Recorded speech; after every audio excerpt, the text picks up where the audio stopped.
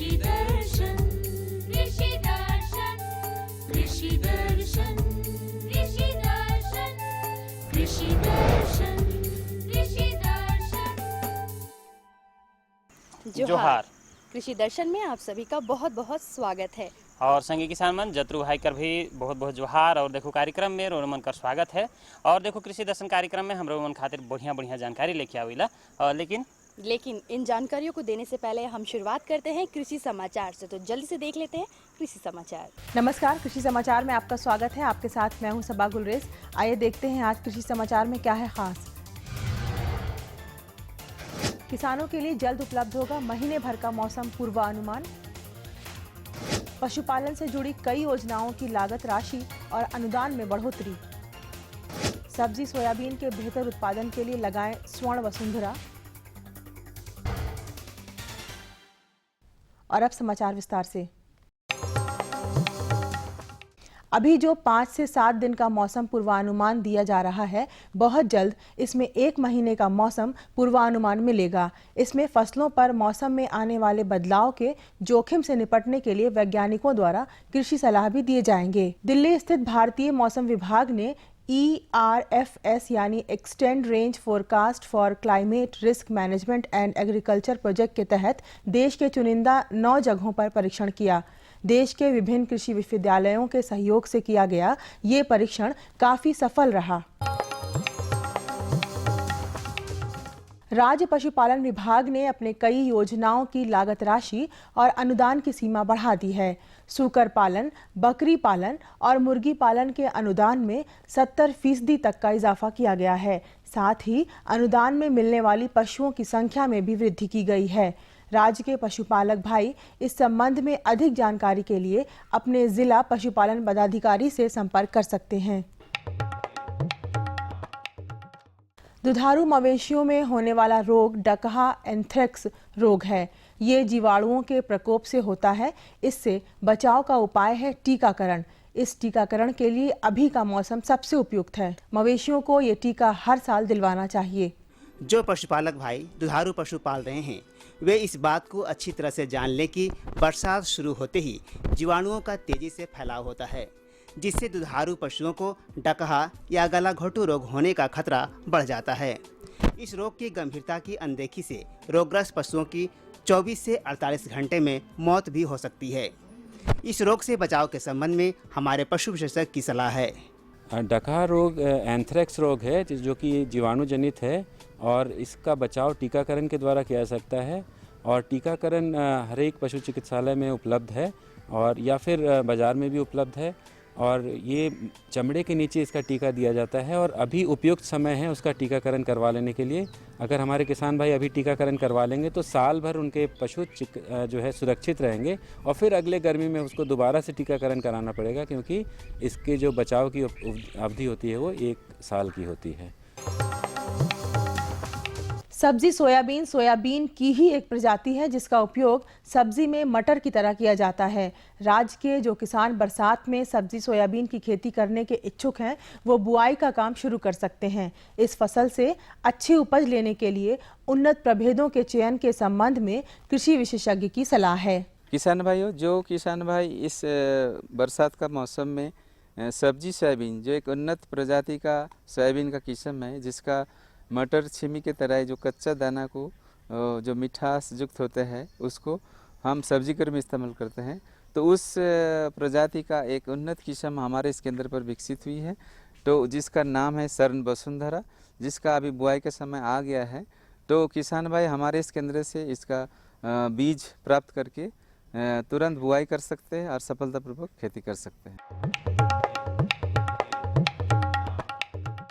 Pig type dryland weeder मानव चालित कृषि यंत्र है। किसान इसकी मदद से कतार में लगी हुई सब्जी फसलों की निकाई गुड़ाई कर सकते हैं। ये यंत्र खुरपी की तुलना में 40% मजदूरी की बचत, 30% संचालन खर्च में बचत और 3 से 5% उपज में वृद्धि कराता है। चलिए मिलते हैं उस किसान से जिनकी कामयाबी का मूल मंत्र है तकनीक के साथ अनुभव का उपयोग। आज हम आपको एक ऐसे कामयाब किसान से मिलवाने जा रहे हैं जो नई कृषि तकनीक के जरिए अपनी खेती को ऊंचे मुकाम पर ले जा रहे हैं। इनके पास कृषि कार्य का लंबा अनुभव है। साथ ही खेती को लेकर इनकी गहरी समझ भी इनकी तरक्की में अहम भूमिका निभा रही है। आज ये कामयाब हैं तो अपने अनुभव और नवीन तकनीक के सहारे ही। और कई जगह से ट्रेनिंग लेके आज हम बेहतर स्थिति में हैं, क्योंकि हम हर तरह का खेती कर रहे हैं। धान का श्री विधि से मेरीगोल्ड का खेती कर रहे हैं, और मेरीगोल्ड की खेती करके हम लगभग 50,000 हर वर्ष कमा रहे हैं। उसमें रंजय सर का महत्वपूर्ण योगदान था, जो हम लोग को काफ़ी मदद किए यहाँ के क्षेत्र के बारे में। और अब एक नज़र राज्य के 5 प्रमुख शहरों के मौसम के मिजाज पर।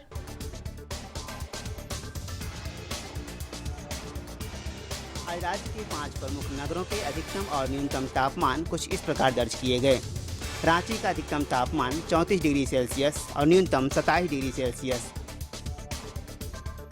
जमशेदपुर का अधिकतम तापमान 36 डिग्री सेल्सियस और न्यूनतम 27 डिग्री सेल्सियस। मेदिनीनगर का अधिकतम तापमान 36 डिग्री सेल्सियस और न्यूनतम 27 डिग्री सेल्सियस। देवघर का अधिकतम तापमान 40 डिग्री सेल्सियस और न्यूनतम 31 डिग्री सेल्सियस। वहीं धनबाद का अधिकतम तापमान 41 डिग्री सेल्सियस और न्यूनतम 32 डिग्री सेल्सियस दर्ज किया गया।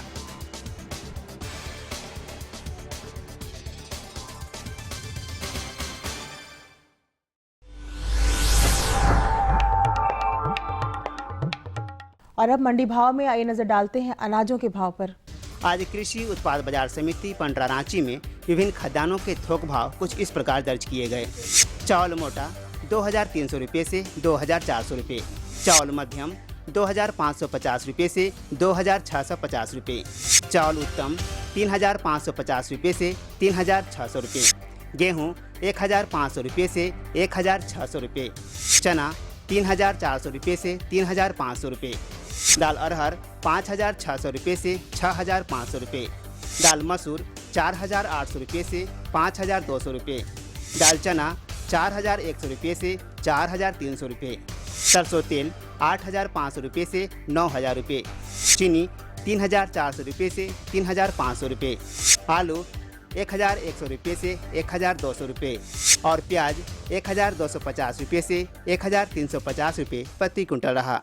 कृषि समाचार में आज इतना ही। अगले दिन अगले अंक में फिर मुलाकात होगी कुछ ताज़ा तरीन खबरों के साथ। तब तक के लिए दीजिए इजाज़त। नमस्कार, जोहार। बड़ा बढ़िया कृषि समाचार और कृषि समाचार के तहत हमरे मन बढ़िया बढ़िया जानकारी ले ली और नवा नवा तकनीक के जान ली, संगे मौसम कर हाल समाचार के जान ली और बाजार भाव। बिल्कुल, बाजार का क्या भाव रहेगा वो भी हमने जान लिया। और आज की जो जानकारी है वो भी हम देंगे आपको, लेकिन एक छोटे से विराम के बाद। ये लो और बताओ। बस। अरे ये क्या भैया जी, बस इतनी सी रासायनिक खाद? किसानी छोड़ रहे हो क्या? किसानी नहीं, नादानी छोड़ रहे हैं। मिट्टी की जांच कराई है।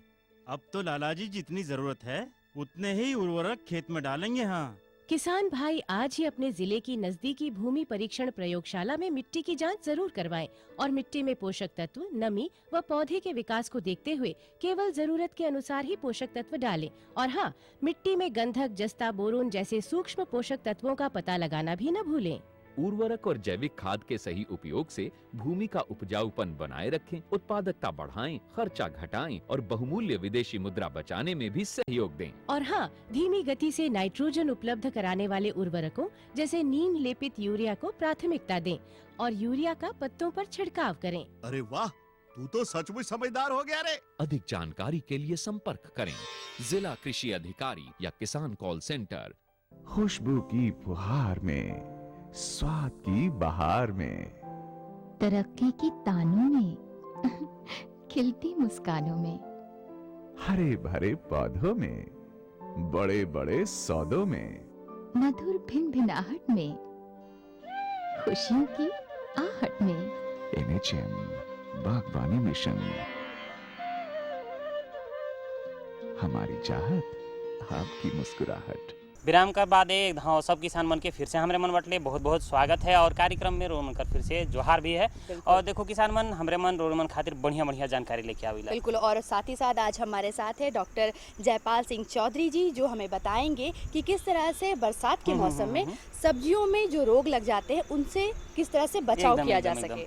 बढ़िया बात के बताले हमारे भौजी। तो आओ हमरे मन डॉक्टर साहब से मिलीला, इनकर से भेंट करीला, इनकर जो जानकारी है सिकर से हमरे मन जानकारी लेके अपन खेती बाड़ी के मजबूत करीला। किसान भाइयों, आज हम बात करेंगे बरसाती सब्जियों में लगने वाले कीट के बारे में। जो भी किसान भाई हमारे बरसात में खेती करते होंगे अपनी सब्जियों की, उनमें खतरा रहता है कीट की लगने की। तो उनकी अधिक जानकारी देने के लिए हमारे साथ है डॉक्टर जयपाल सिंह चौधरी। डॉक्टर साहब, हमारे किसान भाइयों को बताइए कि जो भी हमारे बरसाती सब्जी अभी हमारे किसान भाई लगाते होंगे, तो उनमें कौन कौन सी ऐसी सब्जियां हैं जिसमें ज़्यादा कीट लगने की चांसेस हैं? हम बात कर रहे हैं झारखंड में। अगर हम बात करेंगे झारखंड की, तो उसमें देखते हैं कि अभी किसान लगाएंगे बैंगन, टमाटर और मिर्च। इन तीनों में देखते हैं कि हम कौन सा कीट है जिसका सबसे ज़्यादा प्रकोप होता है। तो आमतौर पे हम देखते हैं कि बैंगन का जो फल और तना छेदक है, सबसे ज़्यादा इसका प्रकोप होता है। इसके साथ में जो टमाटर है, टमाटर में हम कई बार किसान देखते हैं कि बुआई के कुछ दिन बाद ही टमाटर पूरा गुच्छा हो करके और एक पूरा उसका ग्रोथ जो होती है वो स्टंट हो जाती है, रुक जाती है। तो वो वायरस से होती है, लेकिन वायरस को ट्रांसमिट करती है, उसको फैलाने का काम करती है सफ़ेद मक्खी। ये कीट बहुत ज़्यादा उसमें नुकसान करता है टमाटर के अंदर। अगर हम मिर्चा में बात करते हैं, तो मिर्चा में आमतौर पे किसान देखते हैं कि उसमें सबसे ज़्यादा हमारा जो कीटनाशकों का प्रयोग है वो बगैर हम कीट को जाने उसमें सबसे ज़्यादा प्रॉब्लम होती है। उसमें ज़्यादा किसान नहीं समझ पाते हैं। तो मैं किसानों को बताना चाहूँगा कि सबसे पहले उनकी पहचान कैसे करें मिर्चा में। अगर मिर्चा में देखते समय सामान्यतः पता लगता है कि अगर पत्तियां ऊपर की तरफ मुड़ रही है तो थ्रिप्स है। थ्रिप्स का कीट जो है, पत्तियां मुड़ने ऊपर की तरफ मुड़ने की जो समस्या बरसात में कम होती है, लेकिन पत्तियां अगर नीचे की तरफ मुड़ रही हैं तो उसमें माइट है। तो इसमें भी समस्या मोर और लेस बरसात में जैसे शुरुआती दिनों में होगी, लेकिन बाद में कम होगी। लेकिन किसान देखते हैं कि कुछ कुछ प्लांट्स होते हैं मिर्च के, वो पूरा ग्रोथ उसमें जो पत्तियाँ होती है थोड़ी मोटी होकर के, और जस्ट आप देखेंगे कि ग्रोथ ठीक रहेगी, पत्ती दिखने में सही रहेगी, लेकिन चमड़े की तरह से मोटी होकर के कुछ कुछ प्लांट्स में दिखेगी। ये होती है वायरस से। अगर ये वाला जिस मिर्च में देखेंगे उसमें अगर लगा हुआ है फल है, तो उसमें ज़्यादा फल भी लगे होंगे लेकिन बढ़ेंगे नहीं, और कुछ कुछ फल से पेड़ों से शुरू होती है और उसके बाद में पूरे प्लांट्स पूरे खेत में फैल जाती है, और उसके होने की वजह से उस खेत में पूरा कुछ भी मिर्च नहीं होता है। अगर ये बीमारी है वो भी सफ़ेद मक्खी के द्वारा ही फैलती है। तो मुख्य रूप में मैंने 3 बताई हैं, बैंगन, टमाटर और मिर्च। तीनों में बरसात में इन तीनों की कीटों से जो प्रॉब्लम होती है, किसान भाई इससे बहुत ज़्यादा अवगत भी हैं और जानते भी हैं। तो आप जो भी हमारे किसान भाई अगर बैगन, कीट या टमाटर लगाए हैं, तो उनकी वो जो बिचड़ा तैयार करें उस समय उन्हें क्या ध्यान देना होगा जो उनके सब्जियों में कीट का प्रकोप ना हो? जैसे कि आपने बात किया है कि बिचड़ा तैयार करना, जैसे ही हम नर्सरी तैयार करते हैं, मैंने तीनों जैसे टमाटर में स्पेशली टमाटर और मिर्चा में बताया कि वायरस जनित बीमारी होती है। ये वायरस जनित बीमारी इसको सफ़ेद मक्खी फैलाती है। सफ़ेद मक्खी शुरुआत कर देती है जहां हम नर्सरी तैयार करते हैं। तना एवं फल छेदक जैसे ही हम ट्रांसप्लांट करते हैं, कुछ दिन बाद में हमारा तना ऊपर से सूखता हुआ मुरझा जाता है, और जो मुरझाने के बाद में हम पूरे बैंगन के पेड़ की बात नहीं करते हैं, एक डाल होती है मुरझा जाती है, उसमें कीड़ा लगता है तना छेदक। यह कीट अंडे दे देता है अपनी नर्सरी में। तो हम जैसे बात कर रहे हैं कि बिचड़ा कैसे तैयार करें, हमेशा बिचड़ा तैयार करते समय सब पहले ध्यान रखें कि जैसे भी बिचड़ा तैयार करने के लिए जो टमाटर है और मिर्च है, इन दोनों के बीच को एक तारा या इमिडाक्लोप्रिड जो गोछू के नाम से मिलता है, 7 से 8 ग्राम 1 kg बीज के हिसाब से उसको बीज को उपचार करके बुआई करें, जो किसान आमतौर पर नहीं करते हैं। यह आपको अर्ली स्टेज पे और भी दूसरे जो रस चूसने वाले कीट है उसके अगेंस्ट आपको प्रोटेक्ट करेगी, और इसके साथ साथ में जो वायरस वाली बीमारी है उसके अगेंस्ट में प्रोटेक्ट करेगी। तो बीज उपचार करके आप बुआई करें। दूसरा, बीज उपचार करके बुआई करने के बाद में जब भी हो तो उसको नेट से प्रोटेक्ट करें, जो इंसेक्ट नेट हैं, क्योंकि उसमें जो अंडे देने वाले जो कीट है वो अंदर नहीं जा पाएगा। तो बिचड़ा तैयार करते समय आप प्रोटेक्ट करके बुआई करें। आपका डायरेक्ट सनलाइट नहीं आएगा, उसके साथ में कीट अटैक नहीं करेगा, और जो आपका जो बीज दर है उसमें भी वृद्धि होगी, और उससे होने वाले जो फंगस वाली बीमारियां हैं उससे भी आपको बचा जा सकेगा। तो नर्सरी में जब भी बीज की बुआई करें तो नेट से उससे प्रोटेक्ट करें। और सर, जब ये हमारे किसान भाई बीज बुआई करेंगे उस समय हमारे किसान भाइयों को क्या ध्यान देना होगा? देखिए किसान भाइयों को सबसे सिंपल तरीका बताना चाहूँगा कि अगर हमें इंसेक्टिसाइड पे अपनी रिलेवेंसी कम करनी है, उस पर निर्भर कम होना है, तो जब भी आप स्पेशली जब मिर्च की और टमाटर की बुआई जब करते हैं तो हर एक 10 पंक्ति के बाद में एक जो मैरीगोल्ड जो गेंदा फूल है उसकी लाइन ज़रूर बुआई करें मिर्चा में और टमाटर में स्पेशली, क्योंकि ये आपका जो फल मक्खी है उसको ये गेंदा फूल अट्रैक्ट करता है। इसके अलावा गेंदा फूल की जो जड़ें होती हैं वो एक केमिकल छोड़ती हैं, उसकी वजह से टमाटर और मिर्च में जो अंदर निमेटोड करके एक कीट की तरह लगता है उसका भी प्रकोप कम होता है, तो इसको हम समेकित कीट प्रबंधन बोलते हैं। तो मिर्चा और टमाटर में आप हमेशा गेंदा 10 पंक्ति के बाद में एक पंक्ति गेंदा फूल की बीच में लगाएं। और अगर आप बैंगन लगा रहे हैं तो आमतौर पर हम किसी का नहीं लगाते हैं, अगर बैंगन के चारों तरफ खेत में चारों तरफ बॉर्डर पर हम मकई लगाते हैं तो मकई लगाने से जो तना एवं फल छेदक है वो आपका कीट उस खेत में और कीटों की और खेतों की वजह से कंपेयर में कम आता है। जो बुआई के समय में ये आप इंटरक्रॉपिंग ज़रूर करें। इसके साथ में अगर आप बुआई कर रहे हैं तो जो हमारा येलो स्टिक ट्रैप्स हैं जो क्रॉप गार्ड के नाम से मिलता है, इसको 10-10 मीटर की दूरी पे एक एक जो ट्रैप है इसको ज़रूर लगाएं, जिस पे आपका कीट आकर्षित होता रहेगा। अगर आपको लग रहा है कि ट्रैप पे एक आधी फल सफ़ेद रंग की छोटी वाली जो मक्खी है टमाटर और मिर्चा में दिखाई देती है, तो दिखाई देते ही आपको एक छिड़काव रोगर का 2 ml को 1 लीटर पानी में मिला करके या फिर इमिडाक्लोप्रिड जो कॉन्फिडोर के नाम से मिलता है उसको 1 ml को 3 लीटर पानी में मिला करके उसका छिड़काव ज़रूर करें, क्योंकि एक बार अगर ये बीमारी हो जाती है तो उसका उपचार करना बहुत मुश्किल होता है। अगर आपको कुछ पेड़ों में बीमारी दिखाई दे रही है तो बगैर किसी हेजिटेशन के उस प्लांट को उखाड़ करके नष्ट कर दें। ये हमें आने वाले समय में सावधानियां रखनी है। तो डॉक्टर साहब, आपने हमारे किसान भाइयों को कीट के प्रबंधन के बारे में इतनी अच्छी जानकारी दी, उसके लिए आपका बहुत बहुत धन्यवाद। नमस्कार। अरे वाह, बड़ा नगद जानकारी हो गया है नहीं? बहुत बढ़िया जानकारी रही, क्योंकि अक्सर ये देखा जाता है कि बरसात के वक्त किसान भाई ये समझते हैं कि बारिश तो हो रहा है, सब कुछ जो है पौधों को मिल जाता है, लेकिन इसके साथ साथ बहुत सारे रोग भी उसमें लग जाते हैं। तो किस तरह से आप रोगों से उसे बचा सकते हैं, ये जानकारी हमने आपको दिलाई। एकदम। भौजी हमरे मन दोसर जानकारी जरूर किसान मन के देव, लेकिन इगन छोटा सन हमरे मन विराम लेव और इस संदेश के हमरे मन देखा थी।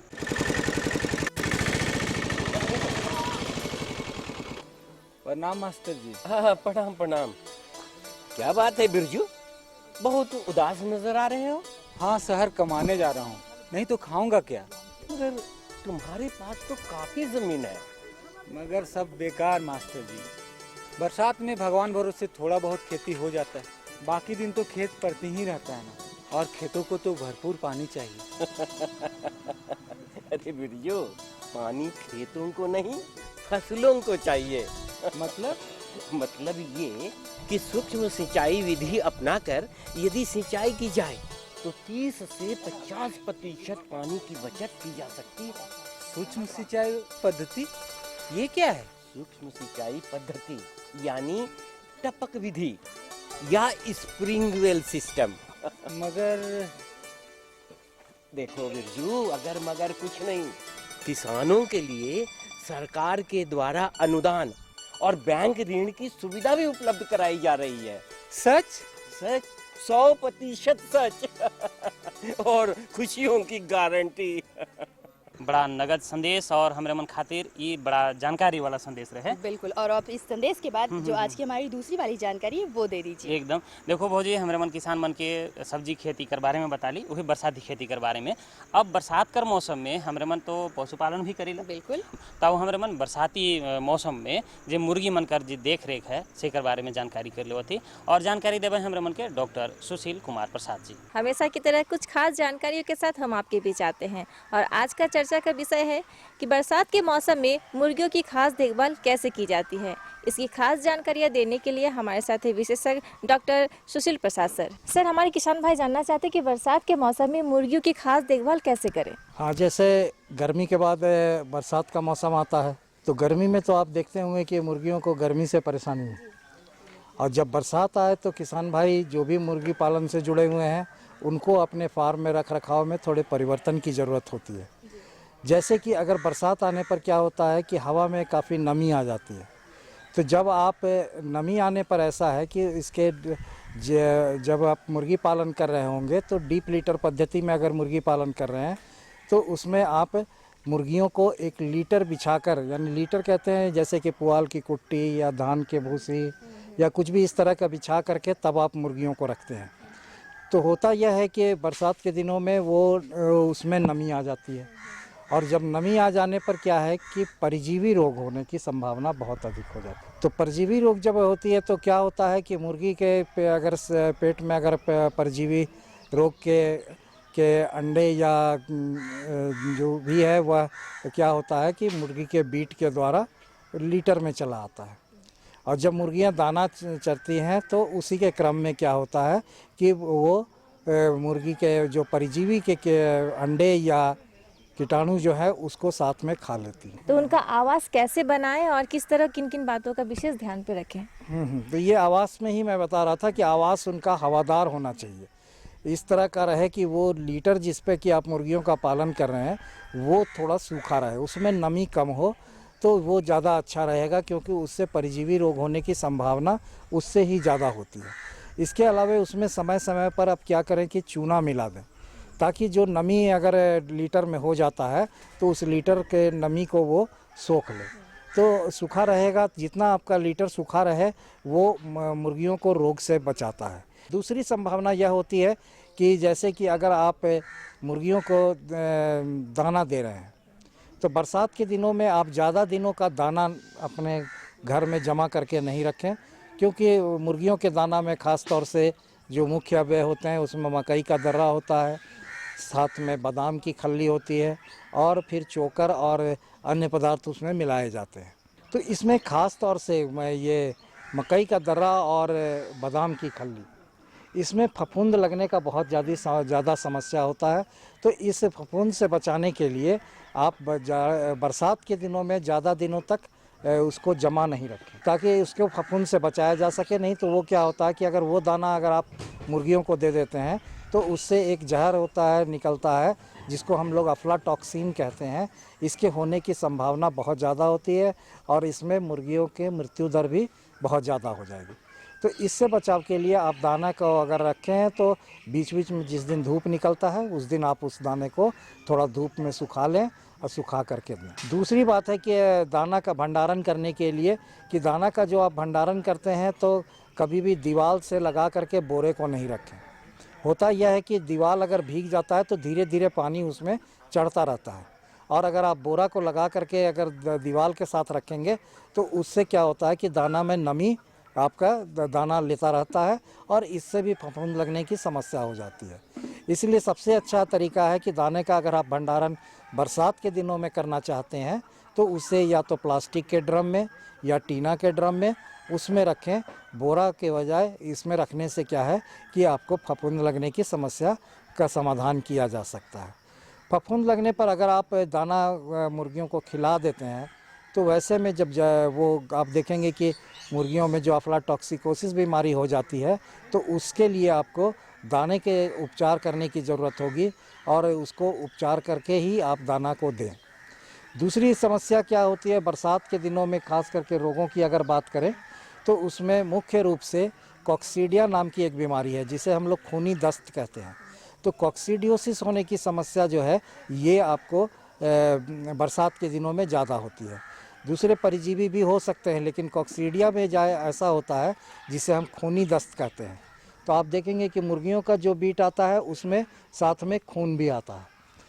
तो इससे बचाव के लिए आप कर सकते हैं कि दाने में ही उपचार के तौर पर कॉक्सीडियोस्टेट जो कोई दवा बाज़ार में उपलब्ध है उसे आप दाने में मिला दें थोड़ी थोड़ी मात्रा में, ताकि मुर्गियों को हमेशा ये दवा मिलती रहे और इससे उसको रोकथाम किया जा सके। दूसरा, अगर हो जाता है तो उस अवस्था में आप इसे मुर्गियों को आप पानी पीने के पानी में कॉक्सीडिया की दवा जो है ये 3 दिनों तक लगातार दें और उसके बाद इसे विटामिन की दवा दें, क्योंकि कॉक्सीडिया की दवा देने के बाद मुर्गियों में थोड़े स्ट्रेस हो जाता है, उस स्ट्रेस को रोकने के लिए, मुर्गियों को नॉर्मल होने के लिए उसे विटामिन बी कॉम्प्लेक्स ज़रूर चलाएं साथ में, ताकि मुर्गियां आपकी स्वस्थ रहें। डॉक्टर साहब, आपने दवाइयों के जो नाम बताएं उसकी मात्रा क्या होगी, और जैसे कि एक बार भी पानी उन्होंने रख दिया तो एक बार डाल के रख देने से क्या वो यूजलेस हो जाता है, या फिर जब भी दे तो फ्रेश उनको दवाई मिला के दिया जाए? देखिए, कॉक्सीडिया की दवा बाज़ार में बहुत सारी उपलब्ध हैं, इसलिए मात्रा आप जैसा कि अगर दवा के इसके ऊपर लिखा हुआ है, इंस्ट्रक्शन दिया हुआ है, उसी अनुपात में आप मिलाएं। और पानी के साथ जब मिलाते हैं तो एक दिन का जैसे पानी है तो हर बार पानी फेंकने की ज़रूरत नहीं है। आप एक बार सुबह में साफ़ पानी में दवा बना करके दें, और वो दोपहर तक में अगर वो पानी समाप्त हो जाता है तो पुनः आप दवा वाला पानी ही उसे दें, और जब जब पानी ख़त्म हो जाए तब दें, और फिर दूसरे दिन सुबह में उसे शाम के समय में कम पानी दे करके रखें, क्योंकि रात के समय में पानी के खपत कम है। तो अगर पानी आपका बच जाता है तो वो आपका दवा का नुकसान होगा। तो इसलिए आप सुबह के समय में पुनः आप उसे बर्तन की सफाई करके और दवा मिला हुआ पानी ही उसे दें। तो इस तरह से अगर आप रख रखाव करते हैं तो मुर्गियों को बरसात में हवादार घर हो, लीटर सूखा हो, और कॉक्सीडिया और अन्य परजीवी रोगों के लिए आप उपचार करते रहें, तो इससे आपके मुर्गियों को बचाया जा सकता है और बीमारी से रोग मुक्त रखा जा सकता है। डॉक्टर साहब ने बहुत ही अच्छी और ख़ास महत्वपूर्ण जानकारियाँ आपको दी। आशा करती हूँ कि इन जानकारियों से आप लाभ उठाएंगे और निश्चित रूप से आप मुर्गियों को स्वस्थ भी रखेंगे। तो डॉक्टर साहब, इसी के साथ आपको बहुत बहुत धन्यवाद। उम्मीद करते हैं आज जितनी भी जानकारी हमने आपको दिलाई वो काफ़ी अच्छी रही और आपको इससे बहुत फ़ायदा मिलने वाला है। एकदम एकदम बढ़िया कहली भौजी। और देखो सब तरह का जानकारी किसान मन कर हो गलक, और लेकिन किसान मन के देखा थी का ही नहीं कि कागज़ और पेन के धर के एकदम तैयार बैठल। यानी आप लिखेंगे हमारा पता, तो जल्दी से लिख लीजिए। हमारा पता है कार्यक्रम कृषि दर्शन, कृषि प्रकोष्ठ द्वारा केंद्र निदेशक, दूरदर्शन केंद्र, रातू रोड, रांची, और पिन संख्या 834001। तो किसान मन आशा करेला कि रोरमन खातिर जे जानकारी होलक रोरमन खातिर बहुत कारगर और फायदेमंद रोरमन। बिल्कुल, और इसी तरह ढेर सारी जानकारी के साथ हम फिर से उपस्थित होंगे, लेकिन आज के लिए हम दोनों को दीजिए इजाज़त। जोहार।